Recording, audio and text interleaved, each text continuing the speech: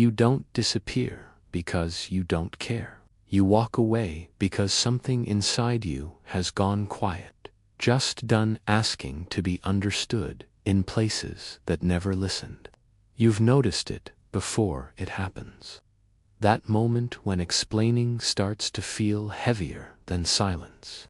When words no longer bring clarity, only exhaustion, and you realize staying would cost you more than leaving. To the outside world, it looks sudden, unfair. Even people say you vanished without warning. But they didn't see the warnings you gave yourself. They didn't hear the conversations you had in your head at night, the rehearsed explanations you never spoke, the chances you gave quietly, hoping something would change. We live in a culture that glorifies explanation. Communicate more, talk it out, give closure, as if clarity is always possible, as if words always heal. But you know something different. You've learned that sometimes explanation becomes self-betrayal, that repeating yourself doesn't always lead to understanding.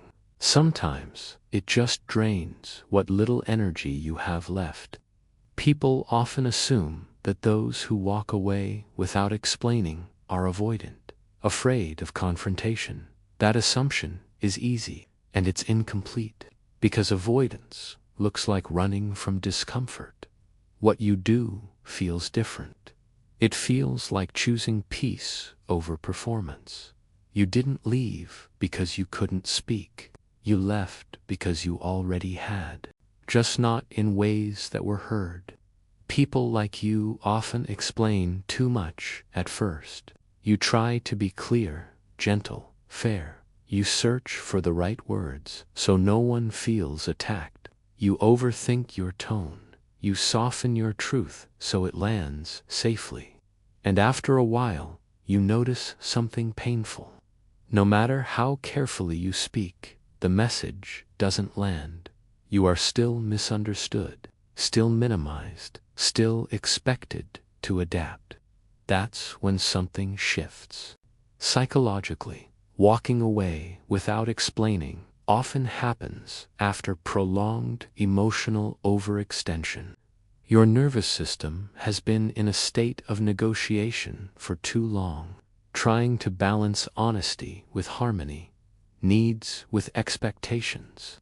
You don't wake up one day and decide to disappear. You arrive there slowly, through the realization that being understood is not something you can force, so you stop trying. People like you tend to have high emotional awareness. You sense when conversations are no longer mutual, when explanations are only being used against you, when vulnerability becomes ammunition that changes how safe words feel. If you've ever noticed your chest tighten at the thought of one more conversation, that's not fear of honesty. That's your body saying it's tired of proving its pain. You may have explained yourself in the past and been told you were too sensitive. Or worse, you were listened to, and nothing changed. That teaches a powerful lesson. Not all listening is care. You stop translating your inner world for people who don't treat it gently. You learn that silence can be clearer than words. Walking away without explaining isn't about punishment. It's about self-containment. You are protecting something fragile. You may feel conflicted about it because you're not heartless. You don't enjoy leaving things unresolved. But you've learned that closure isn't always mutual. Sometimes it's internal. And internal closure doesn't require permission. People who walk away quietly often feel deeply. That's why staying too long hurts them more than leaving ever could. You stayed while it hurt.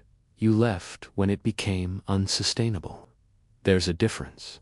You may also notice that you don't feel the urge to defend your decision afterward, not because you're certain everyone will understand, but because you've reached a point where being misunderstood is less painful than being drained. That's a psychological shift, a move from external validation to internal alignment. It's not detachment, it's discernment. You begin to understand that explanation only works when the other person is willing to see you, when curiosity exists, when accountability is shared. Without that, explanation becomes performance, and you're done performing your pain. This pattern often forms in people who have learned to be emotionally articulate early in life. You know how to name feelings. You know how to reflect. You know how to empathize. So when those skills aren't met halfway, it hurts more, because you know what's possible, and you can feel when it's absent. Walking away becomes the last honest act. You're not closing doors to be cruel. You're closing them because you've knocked enough. You grieve the version of connection you hoped for, the conversation you wished would finally land, the moment where someone would say, "I understand now." That moment didn't come, so you chose yourself instead.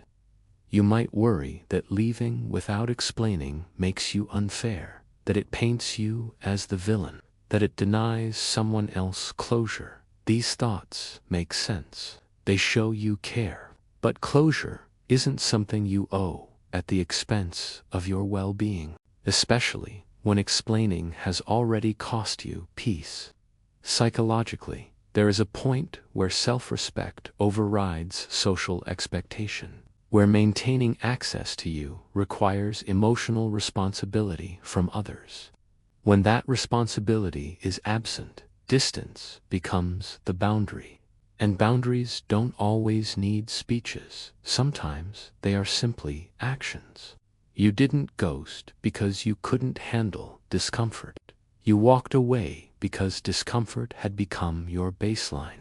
There's a quiet strength in knowing when words will no longer help, in trusting your internal signal rather than external pressure. You may notice that after you leave, something settles inside you. Not joy, but relief. That relief isn't proof you didn't care. People often mistake explanation as maturity.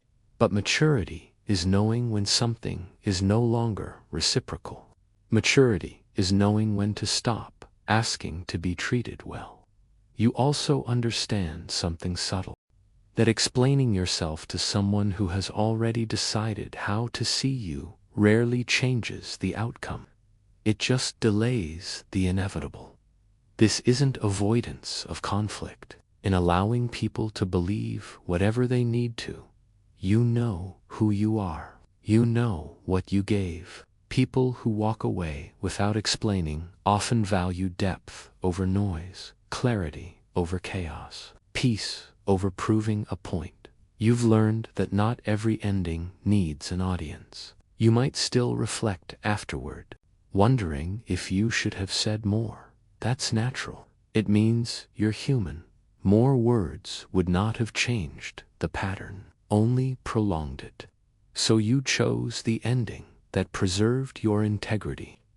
This choice often comes after many internal negotiations, after trying to be patient, and shrinking is something you no longer do.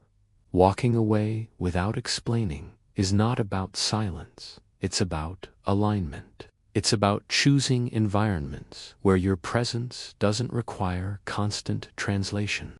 You are not obligated to make yourself digestible to everyone. You are allowed to leave spaces where your emotional labor goes unseen. You are allowed to stop explaining yourself to people who benefit from misunderstanding you. This doesn't make you unkind, it makes you self-aware. You don't owe access to everyone who once had it.